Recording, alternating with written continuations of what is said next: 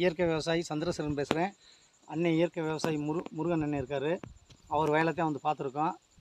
அண்ணன் வந்து இயற்கை விவசாயம் 2வது வருஷமாக பண்ணியிருக்காங்க. அந்த இயற்கை விவசாயத்தோட நெல் உயரத்தையும் நெல் கதிரையும் பாருங்கள் தம்பி. அப்படியே இங்கிட்டு பக்கத்து வயக்காரு செயற்கை விவசாயம். செயற்கை விவசாயத்துக்காரோட நெல்லையும் அதோட ஹைட்டு அதோட இதையும் பாருங்கள்.